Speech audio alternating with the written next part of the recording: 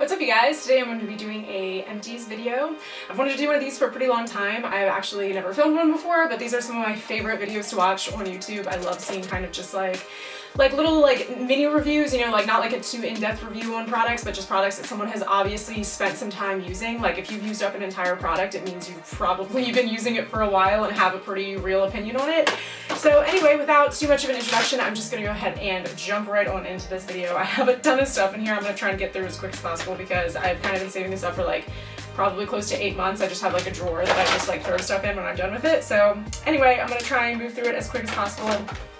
So to start this off, I'm going to start off with some products that I use on a daily. These are the NYX Micro Brow Pencils. I have it in the shade taupe, and I think this one is in chocolate. I use multiple colors of these. A lot of them really work okay on my skin tone. I've never had issues with the coloring of these, and I think I've tried like 3 or 4 different colors. For the most part, I can make almost all of them work. I love these. As far as I've heard on the internet that apparently these are made in the same factory as the Anastasia Beverly Hills ones.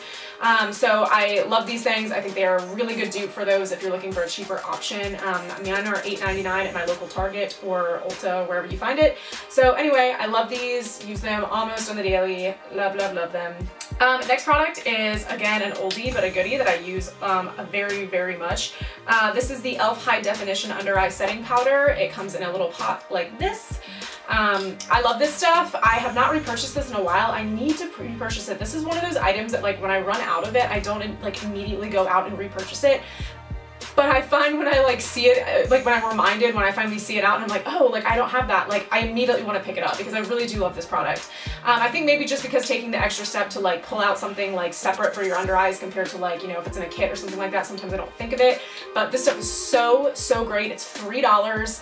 I mean, this lasts me for a pretty decent amount of time. It's just a translucent, really finely milled powder that just really helps set the under eyes. I feel like it's brightening and I feel like it just helps kind of just keep that under eye looking very seamless and creaseless and just beautiful. So I really, really love this stuff, and I don't have them right now. Like I said, I don't have any right now because I have forgotten to repurchase it, but I definitely will be repurchasing whenever I remember to or I see e.l.f. Next are 2 foundations that I've touched on in the past. They are the Maybelline Fit Me's. This is in Matte and Poreless, and this is in Dewy and Smooth. This one is in 120 and this is in 322. I love these, but obviously I will not be repurchasing these because they are not cruelty free. So I actually have a couple more of these that I still have yet to go through because they're my summer colors. Excuse me. But I love these things, but obviously I will not be repurchasing. I like the Dewy and Smooth actually a lot more than the Matte and Poreless. I found like the Matte and Poreless wore off on my skin really easily. I felt like throughout the day it would just kind of start to get patchy and blotchy. But I really, really love the Dewy and Smooth. I used to use this almost on a regular basis. I bought probably over 10 different jars of this in the past. I really love it, but sadly enough, I will not be repurchasing because it is not cruelty free, so oh well. Going a little bit backwards here, I have one of these Wet n Wild Coverall primers. I really like this. I don't love it. It's not like at the top of my list of products that I reach for, but at the same time, I did like this a lot while I was using it. I actually have repurchased it. I got a new one when I filmed my all over face of Wet n Wild. I think it's a pretty decent primer, especially for the price. There's not a whole lot to say about it. I'm like okay with it. I'm not in love with it, but I do think it does a pretty good job. It's not like a silicone base. It's more of like a hydrating, kind of like almost lotion feeling on the skin. So I do like this. And like I said, I did repurchase it. So okay. A couple concealers. I have 2 of the NYX HD Studio Conceal Corrector. I love these things so much. I actually just repurchased these today because I had another one that's not in this video, but another one that I just went through. These go through really, really quick. That is my only thing that I will warn you guys against. I mean, they're $4.99, so I mean, it's like, you know, buy a bunch of them. Like, just like bulk up on them if you want to. It's not like a huge issue. But I do really like these. They just go through really quickly. But I really, especially for cruelty-free concealers, this has kind of become my new go-to because they are really creamy. The color selection is great. I think they even have some green and purple ones. And yeah, I really, really like these. They're creamy, they don't crease on me, and they last for a really long time. So I love these. I definitely will be repurchasing. I actually just repurchased today, so love them.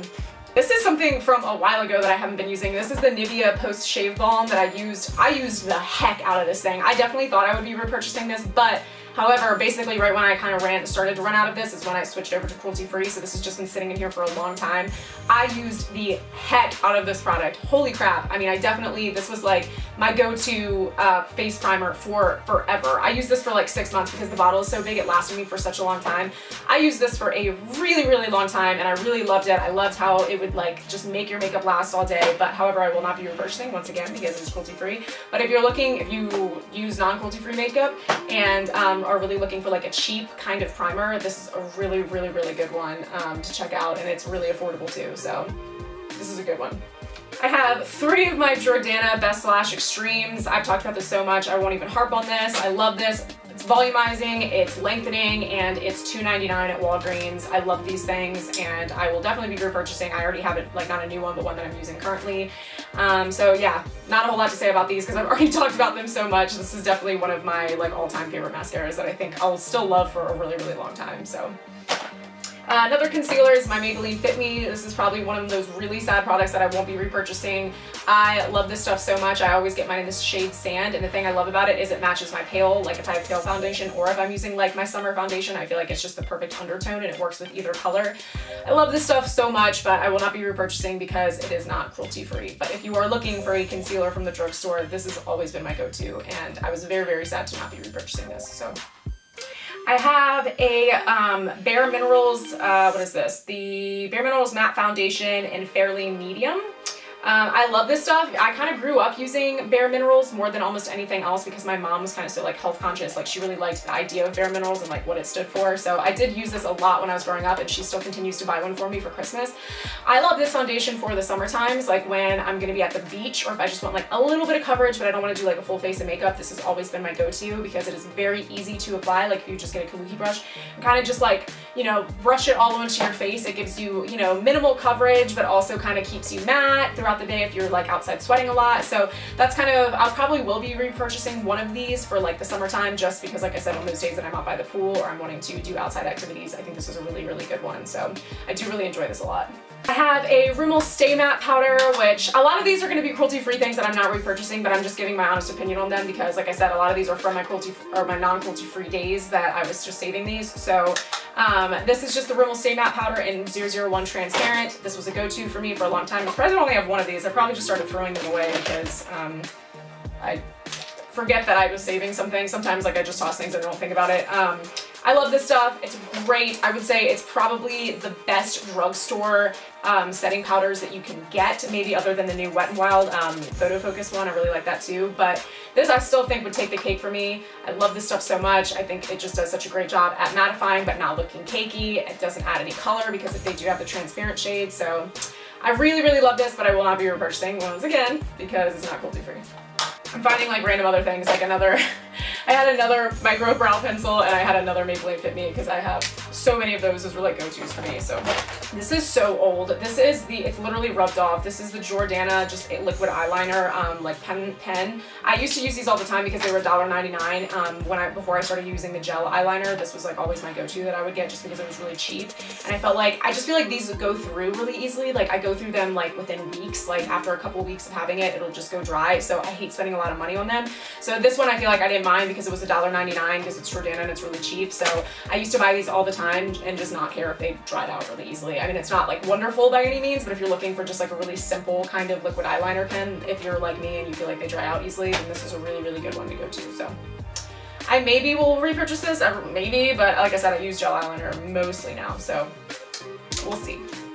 Speaking of gel eyeliner, I have the L'Oreal, what is this? L'Oreal Infallible not liquid, oh my god, I have the L'Oreal Infallible Gel Eyeliner. I really love this stuff for like a drugstore style gel eyeliner. I thought this was really, really good. I really enjoyed this. I think I bought 2 of these before I went cruelty-free and stopped buying it, but this was definitely a go-to gel eyeliner for me at the drugstore. I thought it did a really good job. It's really, really jet black. It's really creamy. I felt like it was really easy to work with, especially if you ever made mistakes with like wings and things. I felt like this was a really good one to, I don't know, like this was kind of like the original one that I got into when I started using gel eyeliner, and I feel like it just did a really, really good job. So thank you to this one for kind of giving me my training wheels on gel eyeliner.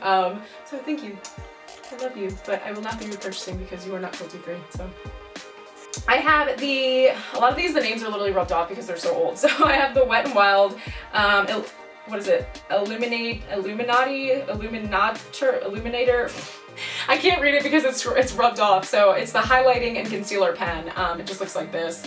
I really love this stuff under my eyes. I'm surprised I actually haven't rebought this because I really love this. I found like I would maybe like use a little bit of concealer and then like where I don't, you know how like people, like I use concealer now like when I'm highlighting all the points of my face, but you don't really, I don't need concealer in those areas. Like I don't need to add more coverage to my forehead or to my chin when I'm doing that. So this is perfect for that. Like I would put a little bit of concealer under my eyes and then I would just highlight on all of the high points of my face. This doesn't add any coverage really. It just adds like that nice lighter color to it and blends out like a dream. So I need to repurchase this. I keep forgetting about this. Like I keep not seeing it in the store, but like I keep thinking about it randomly. So I need to write this on my list. Now that I saw it today, it definitely gave me the reminder that I will be repurchasing this because I really, really, really love this. Next I have my beloved L'Oreal Telescopic in Carbon Black mascara.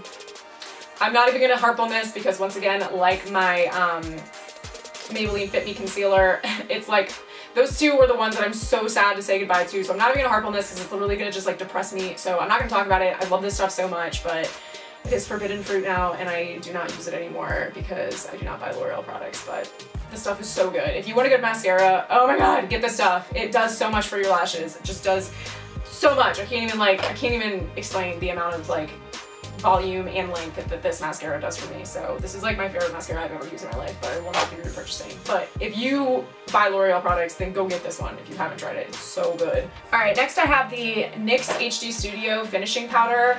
I have mine in 01. It doesn't really say that there's a shade.